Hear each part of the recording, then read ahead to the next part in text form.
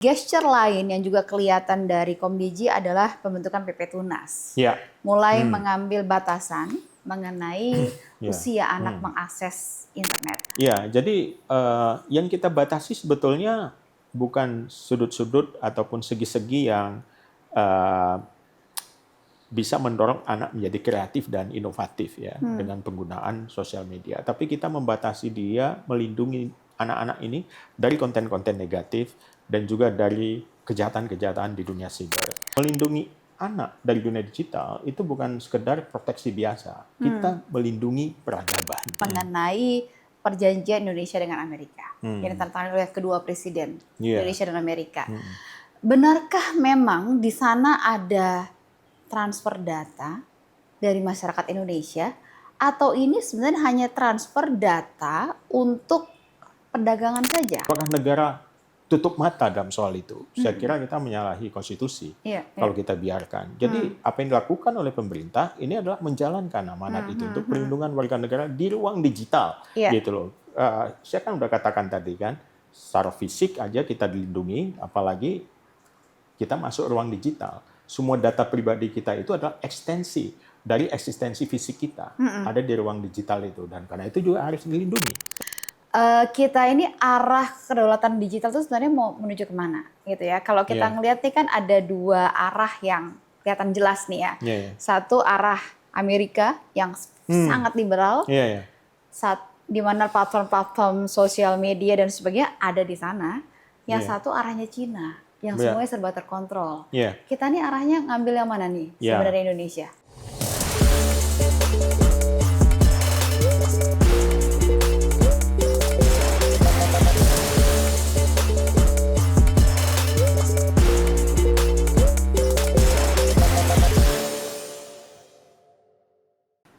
Halo, kita jumpa lagi di podcast Menjaga Harapan bersama dengan saya Prita Laura.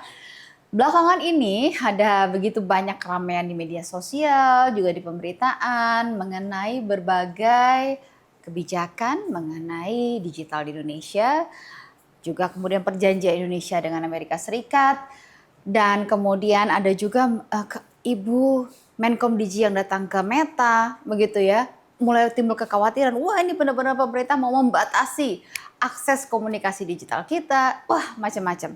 Kemudian hadir juga yang namanya PP Tunas, begitu ya, membatasi usia, mengatur begitu ya untuk akses kepada sosial media kepada anak-anak di bawah 16 tahun.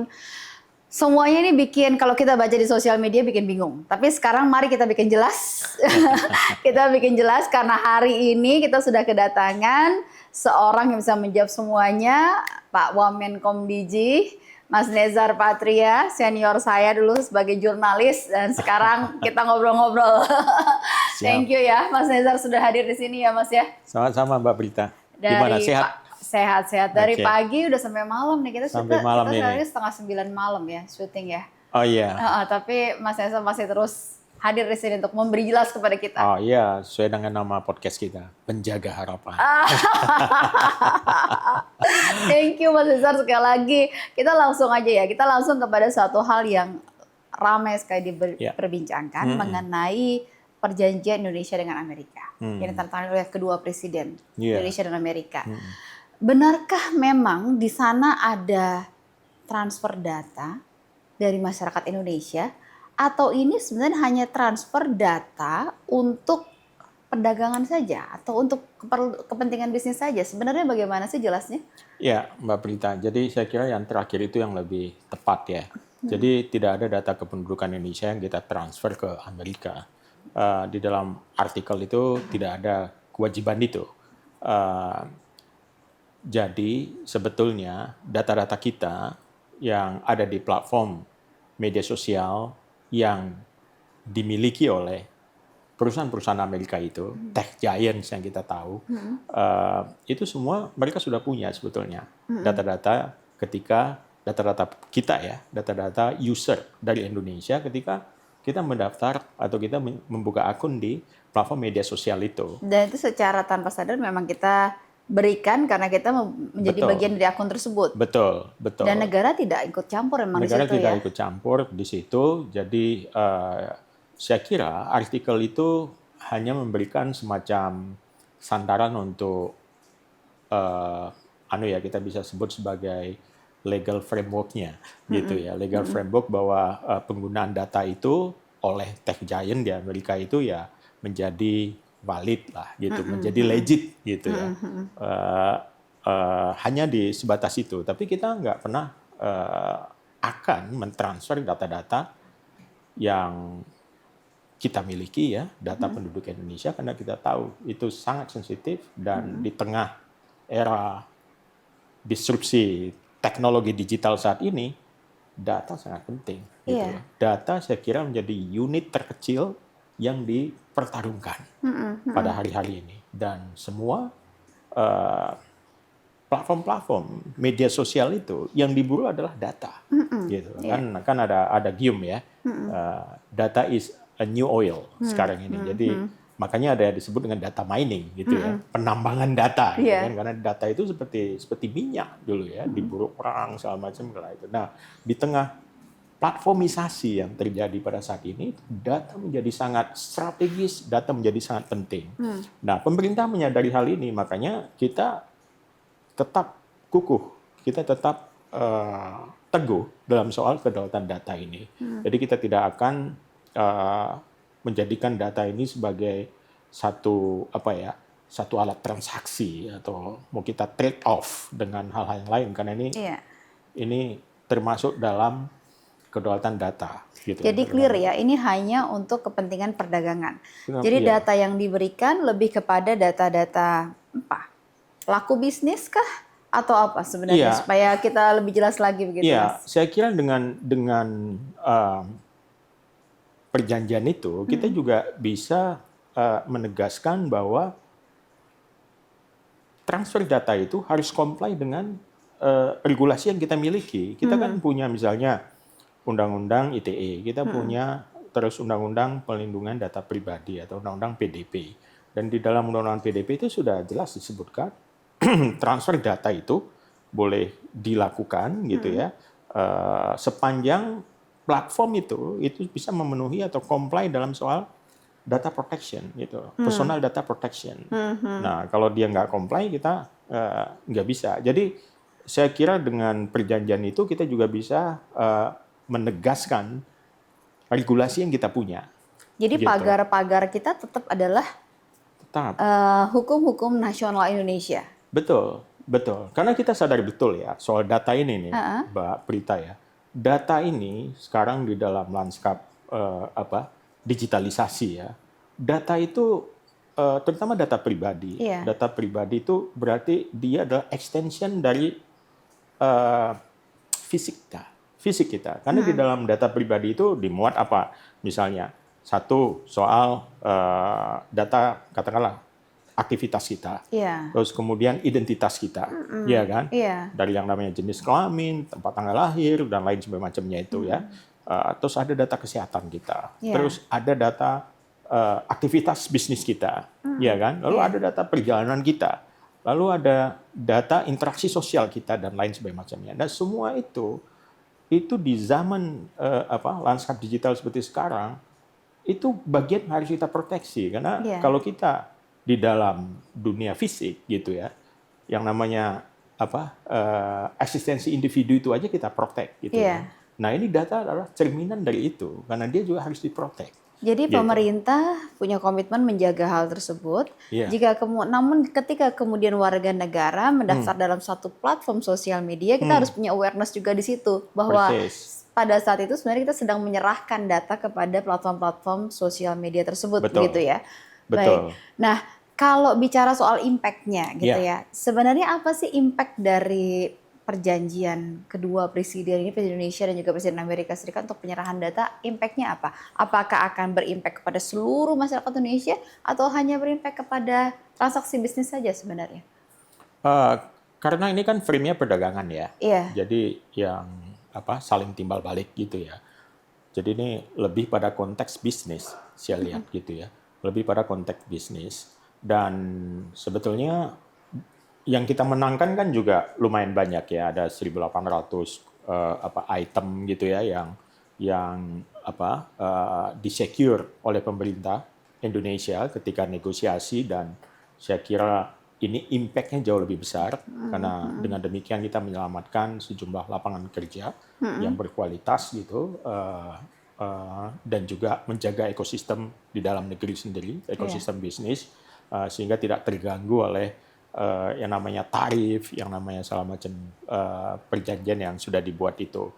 Nah, saya kira langkah itu cukup tepat. Nah, memang ada beberapa yang masuk ke dalam meja perundingan ya, misalnya kayak soal data, dan kita paham kalau itu bagian dari business interest yang ada di Amerika gitu. Ya, kalau kita lihat misalnya kan ada tuh pasal 3.3 yang soal hubungan antara publisher dengan platform media sosial. Itu juga kan menjadi keributan lagi tuh. Media-media jadi patah arang saat suasana udah sulit. Kemudian ada lagi seperti itu. Sebenarnya jelasnya bagaimana sih itu, Mas? Iya, kita mendengar dan memahami ya apa yang menjadi concern semua publisher ya yang ada di Indonesia, semua industri media yang mempertanyakan ini dan terkena dan potensial terkena dengan dampak ini. Tapi sejauh ini publisher rights itu ya masih berlaku gitu, masih berlaku. Memang untuk soal sesuai misalnya, dengan PP 32 tahun 2024 publisher right masih berlaku begitu ya. Tidak dikesampingkan dengan perjanjian tidak dikesampingkan Amerika dan Indonesia walaupun ini. Di dalam perjanjian itu kan yang dibidik ada 3 hal itu ya. Lisensi berbayar, terus bagi hasil sama sharing data agregat. Ya, ada 3 hal itu dan 3 hal itu secara persis diatur di dalam PP nomor 32 itu ya. Tetapi yang diminta oleh artikel itu adalah pemerintah menahan diri untuk tidak melakukan intervensi di dalam 3 hal itu. Yang dimintakan itu. Dan dalam kenyataannya memang pemerintah tidak pernah intervensi. Jadi dengan PP itu sudah dibentuk satu komite di bawah Dewan Pers ya, dibentuk satu komite yang mengawasi soal perjanjian-perjanjian itu.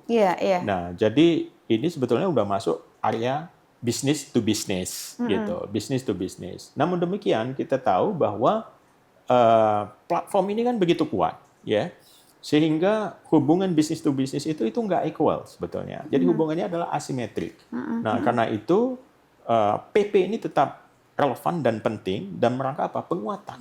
Penguatan posisi publisher ketika dia negosiasi dengan tech giant ini ya. Dan kita paham bahwa mungkin untuk 3 poin tadi itu tidak bisa dipaksakan gitu ya, karena ada perjanjian itu, perjanjian yang sifatnya juga bilateral ya, dan itu kita hormati sebagai sebuah perundingan 2 kepala negara gitu ya. Saya kira itu harus dihormati, tetapi namun demikian kita paham juga presiden kita tidak akan mengorbankan kedaulatan dan lain sebagainya, dan karena itu kita bisa melihatnya dari sudut yang lain. Jadi perspektifnya digeser. Jadi ada shifting perspektif di situ. Jadi kita nggak urusan dengan soal lisensinya, soal bagi hasilnya, soal data agregat, segala macam gitu. Namun kita akan perkuat tata kelolanya. Tata kelolanya bagaimana publisher dengan tech giant ini atau raksasa-raksasa platform ini bisa duduk bersama dalam posisi yang setara ketika dia karena bernegosiasi. Kan jadi tidak setara di tengah dunia komunikasi digital ini. Kalau kita melihat juga misalnya data yang saya baca, iklan yang masuk ke platform-platform itu 70%-nya adalah untuk platform gitu. Sementara mereka menggunakan konten-konten yang diproduksi oleh teman-teman media. Ini kan kemudian ketika negara dalam perjanjian itu negara tidak boleh meminta agar platform sosial media ini berbagi ekonomi dengan media, ini akan sangat membunuh mereka begitu. Kita paham betul itu, kita mendengarkan gitu ya, dan kita coba mengabsorb juga ya semua keresahan itu, dan kita coba cari jalan keluarnya. Jadi satu tadi kita mungkin tidak akan masuk ke 3 poin itu, tapi dalam Perpres nomor 32 itu ada poin keempat ya, selain 3 hal itu adalah kerjasama dalam bentuk lain. Nah, ini kerjasama dalam bentuk lain ini tergantung nanti kesepakatan antara publisher dengan platform gitu. Jadi bisa dalam bentuk pelatihan, bisa juga misalnya menyiapkan satu skema untuk mendukung sustainability media, misalnya. Karena kan sebenarnya itu. mungkin media yang paling penting adalah nilai ekonomi nih. Betul. Dari produk pemberitaan yang mereka sudah buat. Persis, karena itulah yang didestruksi oleh platform-platform digital ini. Saya menyimpulkan begini, dengan disrupsi digital ini, terutama dengan platformisasi ini ya, dan kaitannya dengan industri media nih, Mbak Prita. Jadi sebetulnya yang terjadi adalah perubahan perilaku user, ya. Kalau dulu kan kita ke media-media mainstream, kita langsung ya, jadi ada direct traffic ke sana. Tapi sekarang kecil sekali direct traffic itu. Karena apa? Karena kita ditengahi oleh platform semuanya. Iya kan? Kita mau, misalnya, kita mau membaca satu media mainstream, kita kan search dulu, gitu. Kita search dulu, baru kita masuk. Dan link yang dibagikan pun, itu juga via platform-platform ini, gitu ya. Jadi saya ingin mengatakan bahwa platform ini sangat berhasil dalam merebut ataupun kalau kata yang lebih lebih terang dan lebih belak-belakan ya, merampas yang namanya audiens. Iya kan? Jadi semua audiens itu kan sekarang yang kelola adalah platform. Iya kan? Dan platform juga yang akan menentukan dengan algoritma yang dia buat kemana para pembaca itu pergi. Jadi sekarang sangat powerful. Platform sangat powerful. Itu kenyataannya, gitu. Dan itu meminggirkan eksistensi media dan mengancam keberlanjutan bisnis media. Karena apa? Karena mereka satu tidak bisa lagi mengontrol audiensnya. Kalau dulu kan secara tradisional ada ikatan ya antara media mainstream dengan audiens itu ada ikatan dan bisa terbangun trust, loyalitas segala macam. Kalau sekarang kan nggak ada. Saya bisa membaca satu media, misalnya media A. Besok saya loncat ke media C atau media B, tergantung platform menyediakan ke saya. Dan tergantung juga ke tema-tema apa yang saya baca, dan itu yang diberikan platform kepada saya. Jadi sebetulnya platform ini agak paradoks menurut saya. Karena platform ini mengglorifikasi yang namanya free will, kebebasan memilih, kebebasan berekspresi. Tapi sebetulnya di sisi lain saya mengarahkan karena algoritma yang mengatur. Algoritma, apakah betul kita punya pilihan bebas? Enggak juga, karena kita ditentukan oleh algoritma dan itu masuk dalam kognitif kita, ya kognitif kita, sehingga masuk dalam kesadaran kita, gitu, bahwa ya inilah dunia pada hari ini. Padahal ada sisi-sisi lain yang nggak masuk ke dalam list informasi yang kita konsumsi setiap hari. Sehingga misalnya, kalau ada akun-akun media sosial yang mencoba membingkai satu realitas dengan satu persepsi tertentu, maka itulah yang kita terima. Maka itulah dunia yang kita pahami pada hari itu. Iya, betul. Gitu. Jadi bubble, menjadi bubble untuk keyakinan kita filter ya. Bubble, Nah, Mas, kalau kemarin sidak ya, bukan sidak. Kunjungan ya, disebutnya sidak dari Ibu Menkominfo ke Meta.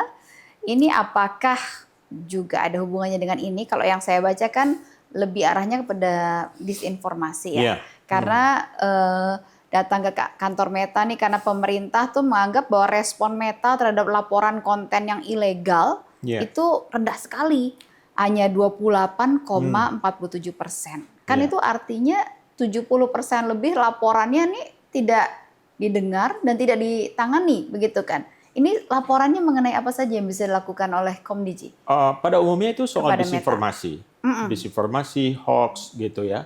Ya memang ada semacam keterlambatan lah dalam proses ya yang dilakukan oleh platform kayak Meta gitu. Jadi sidak kemarin itu untuk memastikan sebetulnya bagaimana sih prosedurnya gitu. Makanya dilakukan sidak gitu ya. Ini masalahnya apa? Karena sesuatu yang menurut pemerintah Indonesia Komdigi ini adalah hoax, berita bohong, sementara untuk Meta ini adalah sebuah kebebasan berekspresi, ada sebuah perbedaan standar. Saya kira mungkin juga soal perspektif itu ya, tetapi juga ada ambiguitas juga di situ. Misalnya kalau konten-konten yang sifatnya misalnya kan kita kan jelas nih pendirian Indonesia soal Palestina, ya jelas kita mendukung gitu ya, dan kita cukup konsisten sejak Bung Karno sampai dengan Pak Prabowo untuk soal semua presiden Indonesia konsisten dalam soal Palestina. Nah itu konten-konten yang ada pembelaan terhadap Palestina misalnya, itu langsung di take down oleh platform itu. Walaupun itu Walaupun tidak ada permintaan. Tidak ada permintaan. Tidak ada permintaan, tapi responnya sangat cepat gitu loh. Iya. Nah, jadi kan di situ ada double standard. Gitu loh, ada double standard. Nah, kita nggak mau Sementara gitu. misalnya hal apa yang pernah diminta oleh Komdiji, misalnya disinformasi seperti apa yang diminta untuk di take down oleh Komdiji? Ya, ada banyak lah ya, termasuk juga misalnya ujaran kebencian, lalu misinformasi ya, yang jatuhnya ke hoax, yang itu bisa menimbulkan keresahan sosial gitu, atau mempertajam polarisasi dan lain-lain ya, menurut penilaian Komdiji ya. Nah itu disampaikan, tapi ya ada respon tapi lambat gitu, lambat. Padahal itu kita tahu kecepatan sudah kemana-mana begitu. Viral itu kan luar biasa ya. Iya. Jadi virality itu kan luar biasa gitu loh, eksponensial dia, tek tek tek tek, bisa dalam waktu 6 jam 7 jam itu keresahan sosial bisa menimbulkan efek-efek yang negatif gitu, dan keterlambatan itu bisa berdampak pada nyawa manusia gitu. Jadi bisa bayangkan ya apa yang dilakukan oleh Facebook misalnya pada waktu Myanmar waktu itu ya, bagaimana dia memberikan tempat buat sekelompok agama tertentu untuk membenci Rohingya pada waktu itu, sehingga muncullah kebencian dan segala macam itu, sehingga terjadi pembunuhan massal gitu, karena kebencian itu udah disorot oleh banyak masyarakat internasional mengkritik soal Facebook pada waktu itu, sampai kemudian Facebook mencoba memperbaiki gitu. Mungkin ya sensitivitas, saya nggak tahu apakah itu mereka kurang sensitif, atau mungkin karena algoritmanya yang bekerja demikian, apalagi itu menggunakan bahasa lokal gitu ya, jadi mungkin juga tidak langsung bisa diamati oleh mereka yang berbahasa Inggris gitu. Ya itulah kejadiannya demikian. Nah, saya kira pelajaran-pelajaran ini penting ya buat platform, karena bagaimanapun mereka menjadi kekuatan global saat ini.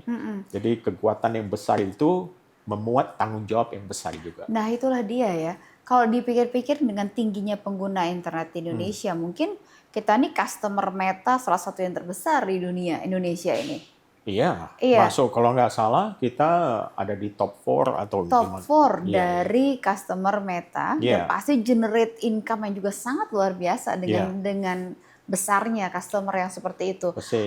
Lantas suatu hasil pertemuan itu seperti apa? Apakah kita punya posisi tawar dalam hal ini terhadap sebuah big tech seperti itu yang base-nya ada di Amerika? Iya, setidaknya pesan itu sudah disampaikan dengan cara ya sidak itu tadi, satu kunjungan incognito gitu ya, langsung gitu, dan saya kira yang paling penting adalah gestur dari pemerintah untuk soal ini.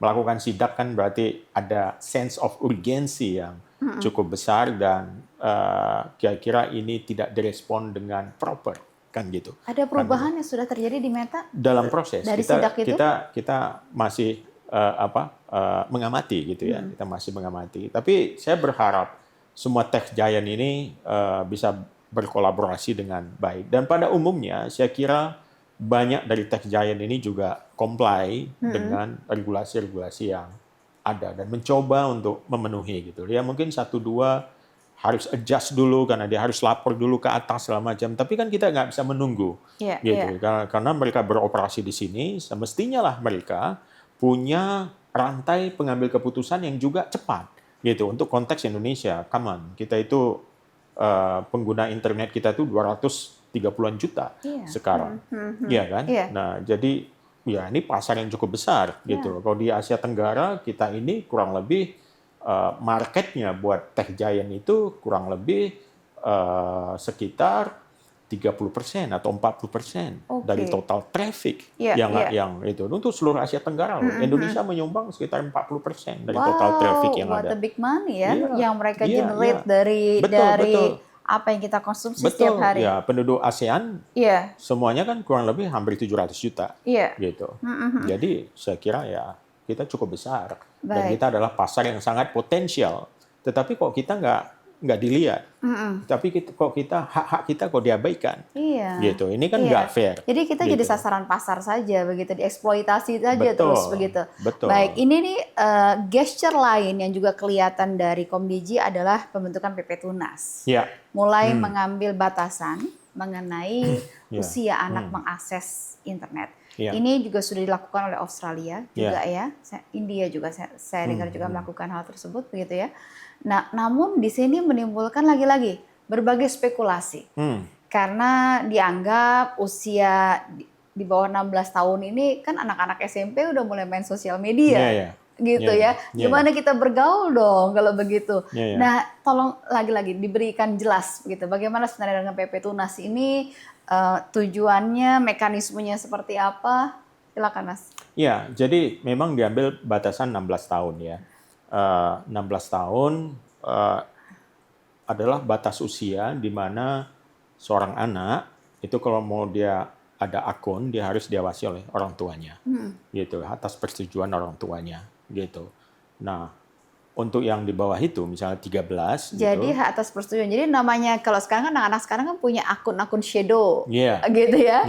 Itu bagaimana cara pengawasannya? Nah, itu yang lagi kita diskusikan. Jadi yang paling penting yang pertama regulasi ini sudah keluar. Ya, regulasi ini sudah keluar ya, PP Tunas ini. Lalu kemudian permennya juga sudah keluar.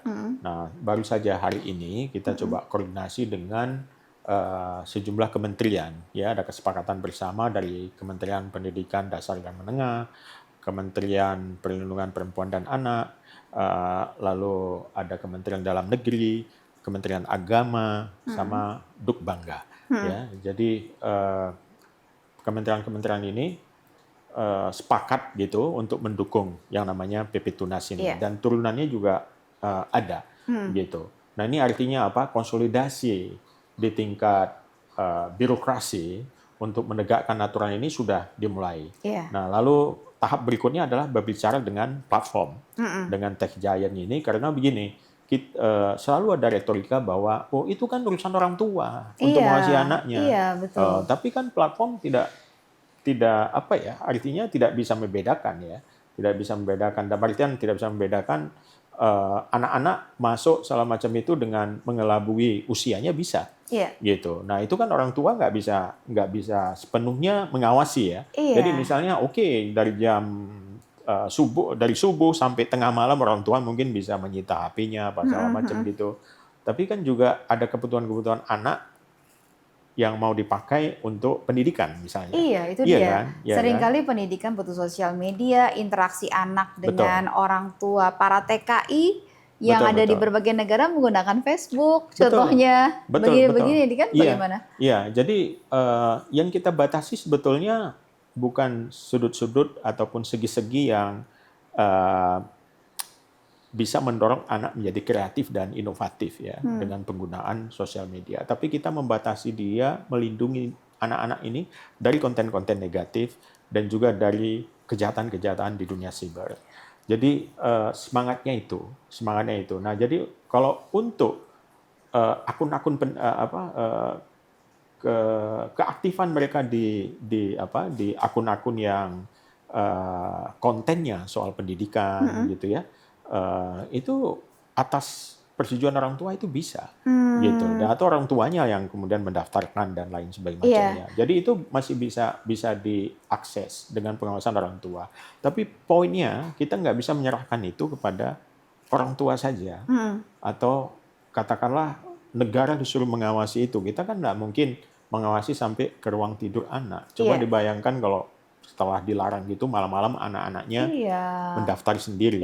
Tahu nggak Mbak Prita? Jadi itu dalam satu survei, kalau nggak salah dari 10 anak itu kira-kira 6 anak itu pernah melakukan cheating ketika masuk ke dalam platform-platform yang mensyaratkan akun di batas usia tertentu. Jadi dia cheating, misalnya yang dibolehkan 16 tahun ke atas.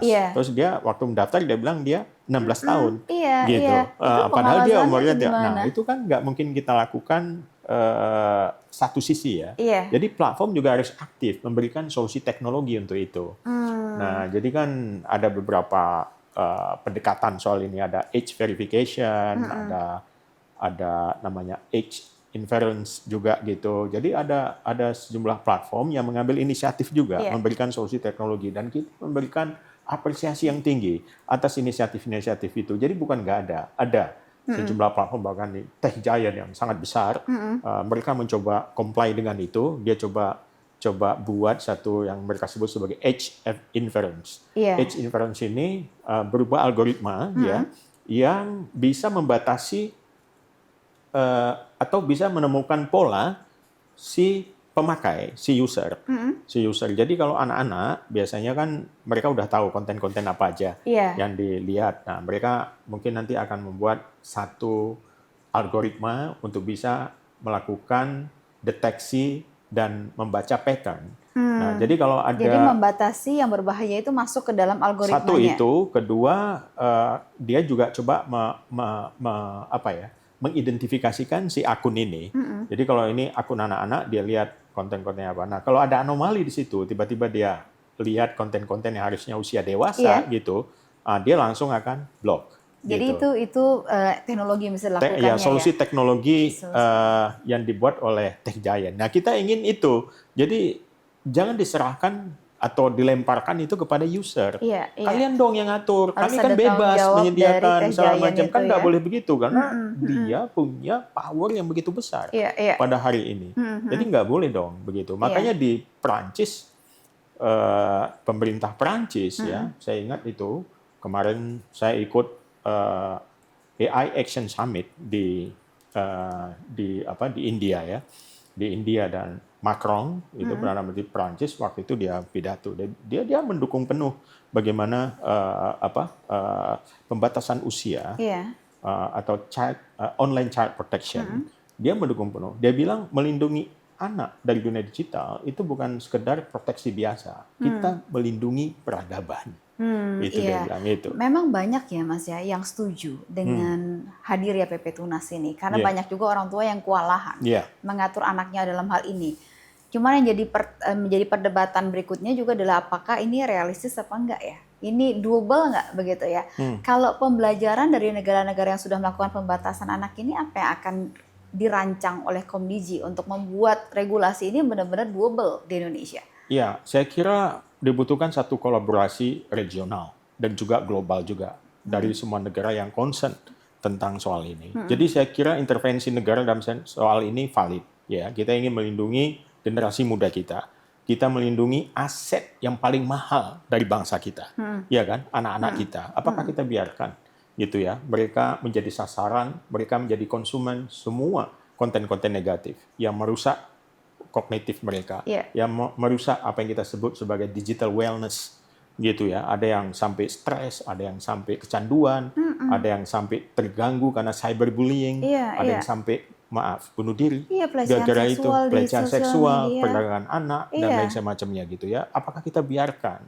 Apakah negara tutup mata dalam soal itu? Saya kira kita menyalahi konstitusi kalau kita biarkan. Jadi apa yang dilakukan oleh pemerintah ini adalah menjalankan amanat itu untuk perlindungan warga negara di ruang digital, gitu loh.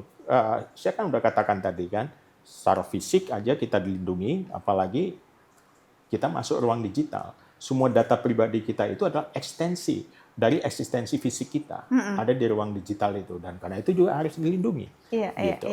Ada perbincangan di sosial media juga yang menarik nih Mas. Anak-anak ini ya di bawah usia 16 tahun mengatakan, kalau dibatasi punya akun di sosial media gampang aja, mereka bisa pindah ke aplikasi-aplikasi lain. Menyebut beberapa nama aplikasi misalnya yang akan lebih sulit untuk diawasi. Jadi saya tuh begitu saya baca itu, saya jadi tepok cidet. Wow, ada begitu banyak jalan-jalan tikus yang mungkin kita akan terus kesulitan karena aplikasi-aplikasi itu akan terus timbul begitu. Ya, saya percaya bahwa memang reaksi-reaksi seperti itu ada. Tapi satu yang paling penting adalah negara sudah melakukan satu hal sesuai yang menjadi amanat, ya. Dan pembatasan ini sebetulnya bukan berarti menghambat kreativitas anak-anak. Tujuannya bukan itu, tapi melindungi mereka. Dan negara dalam hal ini mengajak semua stakeholder yang ada. Jadi bukan cuma negara sendiri. Jadi ada orang tua, ada ekosistem gitu ya, termasuk juga platform di sini. Mari kita sama-sama duduk memberikan solusi untuk ini. Jadi sebetulnya kewajiban untuk comply dengan PP Tunas itu untuk semua platform, gitu loh, untuk semua platform yang terdaftar sebagai PSI. Jadi mereka comply lah dengan soal ini, terutama konten-konten yang berisiko tinggi, gitu loh. Ada risknya di situ. Semakin tinggi risknya, ya aturan-aturannya juga harus semakin rigid, gitu loh, untuk risk mitigation, untuk mitigasi risiko yang ada. Jadi logiknya kayak gitu. Tapi kalau risiko rendah, ya mungkin dia bisa lebih fleksibel, gitu, karena nggak ada konten yang berbahaya di sana. Konten pendidikan segala macam gitu ya. Misalnya kan ada khusus tuh yang buat anak-anak segala macam, yang kurasinya juga baik segala macam. Saya kira itu agak fleksibel, gitu, agak fleksibel. Jadi kadang-kadang konten pendidikannya juga begini ya. Tiba-tiba di sana ada pesan LGBT, yang kira-kira tidak sesuai dengan norma kita ya. Ataupun aturan-aturan hukum yang berlaku di Indonesia, tentu saja ya kita coba koreksi gitu ya, kita koreksi gitu. Jadi tetap batasannya, pagarnya adalah apa norma dan juga aturan dari Indonesia, begitu ya. Karena begini juga banyak juga ya komplain ya. Saya ngelihat, saya suka baca komen-komen juga nih ketika ada sebuah postingan. Misalnya ada sebuah postingan yang memang sudah kelihatan hoax. Mudahnya meninggalnya satu sosok bangsa, padahal sebenarnya enggak. Itu kan sesuatu yang jelas hoaxnya. Betul. Nah, akhirnya ada pertanyaan, ini Komdiji kenapa dibiarin aja sih konten-konten kayak begini seliweran gitu. Nah, sebenarnya kalau ada konten-konten yang hoax jelas seperti itu, bagaimana sih peran Komdiji? Respon kita cukup cepat sebetulnya. Begitu ada aduan konten soal itu, atau juga ada patroli siber kan di bawah Dirjen Pengawasan Ruang Digital. Kita melakukan patroli siber ini. Dan kita menerima masukan dari berbagai kementerian dan lembaga juga. Misalnya Kementerian Agama untuk konten-konten hoax yang kira-kira bisa meresahkan segala macam gitu ya. Lalu ada dari Dikdasmen misalnya, atau konten-konten yang ini mengarah kepada terorisme misalnya segala macam. Nah itu kan kita banyak masukan ya. Respon cepatnya bentuknya seperti apa? Respon cepat, jadi gini, kita nggak punya kekuatan untuk take down. Jadi ini yang harus dipahami. Nggak ada alat di Komdigi untuk men-take down itu. Karena itu adalah kewenangannya platform. Gitu. Jadi kita bersurat kepada platform karena kita punya agreement dengan mereka. Itu yang tadi dikatakan 70% lebihnya tidak ditanggapi. Tidak ditanggapi, betul. Gitu. Namun demikian, kita kan punya aturan di Undang-Undang ITE. Dan Undang-Undang ITE yang terbaru ya, nomor 1 tahun 2025 kemarin itu di pasal 40-nya jelas memberikan wewenang yang cukup besar dalam hal ini buat Komdigi gitu loh, dari peringatan tertulis sampai dengan blokir gitu. Ya blokir kita bisa lakukan untuk URL-nya gitu ya, tapi per akun itu kita harus bicara dengan platform. Dengan platform. Bagaimanapun akhirnya gitu kita nggak bisa sepenuhnya ini kewenangan, walaupun bicara soal kedaulatan digital ya. Betul kan blokir itu kan last resort lah. Itu kan pilihan terakhir kalau dia nggak mau comply dengan yang ada yang komplain yang diberikan oleh masyarakat kepada platform itu ya. Itu kita ngambil keputusan yang terakhir gitu kan. Selama ini juga nggak ada yang sampai diblokir permanen gitu kan, nggak ada kan. Paling tidak diblokir sementara sampai dia comply lalu dibuka lagi. Tapi saya kira ini kan bagian dari kedaulatan digital yang kita punya. Pemerintah harus punya itu. Saya mau bilang ini Mbak, ini mungkin juga penting ya. Selama 20 tahun terakhir mungkin kita banyak miss-nya. Gitu. Dalam soal pengaturan ruang digital ini. Sehingga masyarakat itu sudah masuk begitu dalam ke dalam platform media sosial ini. Ya, mungkin kita bisa bilang tanpa rambu-rambu. Betul, ini kan platformisasi sedemikian hebat ya. Dan pemerintah kan waktu itu semangatnya kan semangat kebebasan, demokrasi, kita buka semua gitu ya. Pada akhirnya ya itu ketika dunia ini kan berkembang ya, berubah, terus kemudian kita baru sadar bahwa kita baru tahu bahwa agenda dari tech companies ini atau tech giant ini adalah untuk mencari data-data segala macam. Dan kita tahu bahwa data-data itu sangat-sangat penting di dunia digital saat ini gitu ya. Nah, saya kira kita lalu membuat pengaturan-pengaturan untuk membatasi itu, dan kita tidak sendirian. Di dunia ini semua melakukan hal yang sama, gitu, hal yang sama dengan derajat yang berbeda-beda, gitu. Saya ingin contohkan, misalnya kalau kita ke Korea Selatan, Anda nggak bisa lihat Google Maps. Anda bisa buka Google Maps, tapi di situ kosong, ya cuma titik-titik tertentu aja. Kalau cari nggak bisa di situ. Jadi Anda harus menggunakan platform lokal, Naver. Anda baru bisa menggunakannya untuk navigasi di kota-kota yang ada di Korea Selatan. Di kita kan nggak. Di kita semua terbuka sampai yang namanya instalasi-instalasi penting itu ada di sana. Bisa ditemukan. Itu tidak terjadi di sejumlah negara lain. Jadi betapa liberalnya kita, betapa terbukanya kita. Gitu ya. Sampai ya kita tahu ya kemudian kita akan harus memetik pelajaran dari dunia yang sedang berubah begini ya. Coba dibayangkan kalau misalnya ada konflik, ada salah macam, betapa telanjangnya kita, gitu ya. Kita nggak tahu lah kan, kita berharap tidak terjadi gitu ya. Tiba-tiba ada konflik atau salah macam. Terus kemarin hari ini saya baca berita bagaimana Israel mencurigai adanya hacking Iran melihat CCTV gitu ya. Jadi kan itu possible dilakukan kan. Nah ini yang menarik ini Mas. Sebenarnya kita masuk kepada sebenarnya ini pertanyaan-pertanyaan terakhir ya Mas ya. Kita ini arah kedaulatan digital itu sebenarnya mau menuju kemana gitu ya. Kalau kita ngelihat nih kan ada dua arah yang kelihatan jelas nih ya. Satu arah Amerika yang sangat liberal. Di mana platform-platform sosial media dan sebagainya ada di sana. Yang satu arahnya Cina, yang semuanya serba terkontrol. Kita nih arahnya ngambil yang mana nih sebenarnya Indonesia? Ini pertanyaan menarik nih. Ini terkait dengan geopolitics ya. Geopolitics. Ya kita tahu ada great powers ya. Ada dua kutub secara sederhananya kita sebutkan gitu. Ada Amerika, ada Cina, juga ada Rusia dengan beberapa negara lain. Lalu di tengah-tengah ini kan ada sejumlah negara ya. Kita sebutlah itu middle power lah gitu. Middle power yang sebetulnya dalam keadaan saya boleh bilang bimbang gitu ya. Mau ikut sini atau ikut sana. Tapi belakangan melihat ketegangan dan persaingan dua great power sini ya. Lalu semua menempuh atau katakanlah mereview gitu pendekatan misal dari Amerika. Amerika ini bagus dalam soal inovasi. Kita harus akui itu karena apa? Karena dia menyerahkan yang namanya inovasi itu bukan pada negara, tapi pada industri, gitu. Karena sesuai dengan prinsip kapitalisme yang mereka usung gitu ya. Jadi ada free fight competition yang dijaga gitu dan silakan kembangkan misalnya emerging teknologi kayak artificial intelligence itu luar biasa majunya gitu dan pemerintah mendorong pembangunan data center yang luar biasa di Amerika sekarang.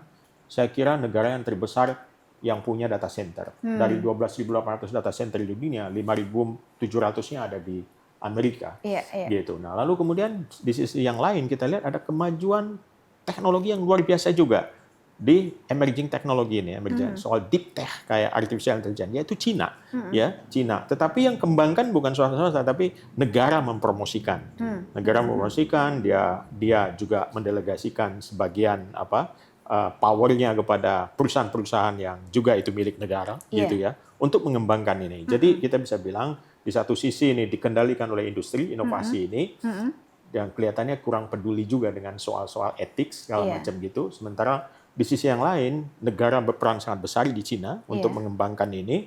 Juga sisi-sisi etiknya agak nomor 2, sama aja dua-duanya, gitu ya kan? Karena mereka pro inovasi. Dua-duanya pro inovasi. Dua-duanya membawa risiko-risiko sendiri. Kalau dia masuk ke dalam pasar middle powers, gitu. Nah, lalu bagaimana sikap kita sebagai middle powers? Yang pertama, kita kan harus menahan risiko-risiko itu, ya. Kita harus kendalikan risiko-risiko itu supaya membawa lebih banyak manfaat buat kita. Soal artificial intelligence, misalnya gitu. Nah, karena itu muncullah sekarang yang disebut dengan sovereign AI yang berdaulat. Nah, ini sejalan dengan visi Indonesia Digital 2045. Kita ingin Indonesia berdaulat dalam soal teknologi, ekonomi, gitu ya, di 2045 nanti, gitu. Nah, ini sovereign AI adalah bagian dari pilihan itu. Dan juga seperti peta jalan AI yang kita sedang rancang sekarang dan kita berharap nanti segera bisa menjadi peraturan presiden, ada 2 dokumen, satu peta jalan pengembangan artificial intelligence, peta jalan nasional pengembangan artificial intelligence, satu lagi soal etika AI. 2 dokumen ini akan memperkuat perangkat regulasi ya, perangkat regulasi. Nah, jadi dengan 2 dokumen ini akan keluar nih ya, berarti ya untuk ini ya, akan keluar akan ya keluar, untuk itu ya. akan keluar, tapi lagi-lagi apakah ini ya sebelum ini keluar dan menjadi pembahasan adalah apakah ini akan membatasi kreativitas juga? Oh tidak, sama sekali pendekatannya beda. Jadi pendekatan kita adalah kita mendorong inovasi, tapi kita juga akan balance dengan proteksi. Gitu. Jadi inovasi kita dorong, tapi risiko-risikonya kita mitigate, gitu ya. Proteksi kepada misalnya kedaulatan data, lalu juga mitigasi untuk risiko-risiko yang mungkin terkena kepada sektor-sektor tertentu gitu, itu coba kita atur. Dan peta jalan ini sendiri sifatnya lebih seperti guardrail, jadi seperti panduan. Nantinya dia bersifat horizontal, lalu nanti diadopsi di masing-masing sektor, misalnya sektor kesehatan, financial services, layanan keuangan, ya, lalu misalnya di sektor pertanian dan lain sebagainya. Dan kita arahkan juga untuk memecahkan atau memberikan solusi-solusi untuk program strategis nasional kita. Jadi ke sana. Dan ini Komdigi sudah bekerja untuk ini menyiapkan misalnya klaster-klaster komputasi ya, dengan AI Talent Factory yang bekerja di sejumlah universitas dengan sejumlah stakeholder untuk bisa memacu ya inovasi dari komunitas-komunitas pengembang AI yang ada. Karena ada juga nih ekonomi kreatif yang sudah mulai timbul dari pengembangan AI ini kan. Jangan sampai kemudian pembatasan ini malah bukan pembatasan ya, mohon maaf, tapi kebijakan-kebijakan baru ini akan membatasi ekonomi kreatif yang saat ini sedang hidup begitu di anak-anak muda. Kita paham sekali soal itu, ya. Jadi kita tidak membatasi, kita hanya mengatur agar resiko-resikonya bisa ditangani. Jadi karena kita terus terang ya, di dalam pengembangan AI ini di dunia gitu, kita termasuk negara yang bisa dibilang at early stage. Gitu. Kita membutuhkan inovasi lebih banyak. Kita membutuhkan investasi dari luar. Jadi kita nggak anti investasi asing. Kita nggak anti dengan kolaborasi segala macam. Tapi kita akan bilang no untuk investasi-investasi yang hanya menjadikan kita pasar aja. Hanya membuat kita sebagai user. Itu sikap Indonesia. Itu sikap Indonesia. Baik. Kalau kolaborasi ataupun investasi yang masuk itu sifatnya menguatkan kapasitas nasional, ya, lalu kemudian juga membangun ekosistem yang lebih sehat, gitu ya, untuk pertumbuhan ekonomi ya, dan pada akhirnya memperkuat ketahanan siber dan juga kedaulatan digital kita. Yes, gitu. Silakan. Dan kita di situ ada transfer teknologi, transfer skill, ya. Dan ini yang kita mau. Dan proyek-proyek yang dibangun itu sifatnya co-creation. Jadi mari sama-sama kita bangun. Misalnya untuk model AI atau large language model yang mau dipakai gitu sama macam. Mari kita kembangkan bersama. Kita oke aja. Mau pakai yang Cina punya DeepSeek, mau pakai yang OpenAI gitu ya, ChatGPT itu bisa di-combine atau milih salah satu atau oplos salah macam, tapi ada banyak pendekatan ya untuk membuat model ini kan ya kita bisa pakai beberapa model, tapi kemudian untuk disesuaikan dengan kebutuhan kita bisa melakukan istilahnya post training untuk model-model ini agar dia bisa masuk dalam konteks lokal kita. Baik. Terima kasih Mas Wamen. Berdasarkan keyakinan saya udah cukup clear. udah clear ini, apa yang diperdebatkan. Nanti kalau misalnya ada perdebatan lagi, kita ngobrol lagi ya, supaya bikin clear lagi ya. Siap. Karena memang kalau kita baca sosial media, itu bingung loh. Maksudnya ini, jadi ini gimana sih arahnya pemerintah Indonesia begitu ya. Dan berbagai pendapatan memang kita perlu untuk bikin clear. Itu sebenarnya apa sih yang dilakukan oleh pemerintah, terlebih arah kebijakannya itu kemana. Persis. Ya tadi itulah ya, jadi pesan intinya kita nggak ada tawar-menawar dengan kedaulatan. Gitu. Dan kita tahu Presiden Prabowo cukup kekeh dalam soal itu. Dan kalau kita lihat misalnya ada beberapa manuver-manuver, itu sebetulnya mungkin di level taktikal aja, gitu. Tapi secara strategis kedaulatan tetap terjaga. kedaulatan batas negara dan kedaulatan digital tetap. Kita bicara kedaulatan digital sebagai ekstensi realitas fisik yang ada ya. Jadi ruang digital ini sekarang nilainya sama seperti ruang fisik. Ya kita udah lihat bagaimana perkembangan terakhir ya, bahkan juga ke dimensi pertahanan misalnya. Ya kan tadi Mbak Prita udah bilang gimana CCTV yang ada di Israel bisa disadap atau dihack oleh Iran dan dia bisa tahu semuanya. Jadi itu masa depan kita, Mbak.